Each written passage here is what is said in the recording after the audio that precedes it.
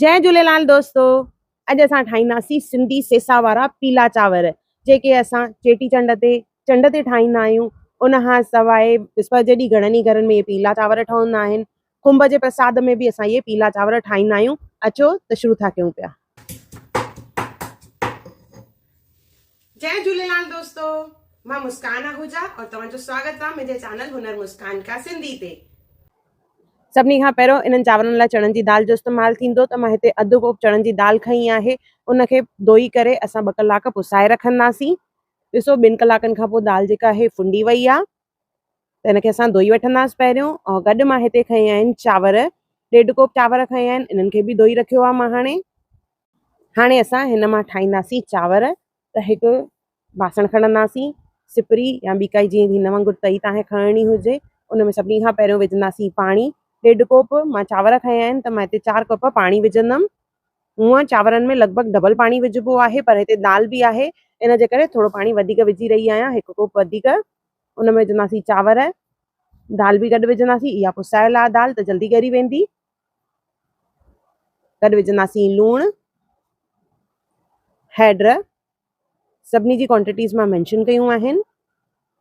और गॾु विझंदासीं थोरो सो तेल। इहे चांवर जेके आहिनि असां सेसा में यूज़ कंदा आहियूं। तंहिंखां सवाइ विस्पति जे ॾींहुं घणनि ई घरनि में इहे पीला चांवर ठहंदा आहिनि। इनखे मिक्स कंदासीं तेल विझी करे। और जीअं चांवर रधिबा आहिनि तीअं हाणे असां इहे चांवर रखंदासीं, नॉर्मल जीअं चांवर हूंदा आहिनि। हिनखे चङी तरह टकाईंदासीं। अध खां मथे पाणी खॼी वेंदो त असां हिनखे ढके रखंदासीं, जीअं चांवर ऐं दाल जो हॾु जेको आहे सिझे चङी तरह। त हिनखे असां सिम ते ढके करे सिझाईंदासीं। ॾिसो इहे असांजा पीला चांवर तयार थी विया आहिनि। इनखे असां ॻन हणंदासीं। ॻन हणणु मतिलबु जेका असांजो पूर्णो हूंदो आहे उनजो उल्टो पासो असां चांवरनि जे मथां घुमाईंदा आहियूं, जीअं असांजा चांवर जेके आहिनि छुड़िया बीहनि, क्लम्पी यानी ॻोड़ा ॻोड़ा न बीहनि, ईअं बिल्कुलु दाणो दाणो जेको आहे छुड़ियो बीहे। इहो असांजा पीला चांवर तयार थी विया आहिनि, जेके असां विस्पति जे ॾींहुं सेसा में, चंड ते, चेटीचंड ते और खुंभ में, इन्हनि सभिनी ते असां इहे प्रसाद में ठाहींदा आहियूं।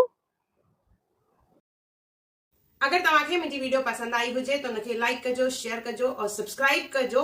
इंस्टाग्राम और फेसबुक ते मूंखे ज़रूर फॉलो कजो और मुंहिंजी नई अचण वारी वीडियोस खे ॾिसण लाइ बेल आइकॉन ज़रूर क्लिक कजो। जय झूलेलाल।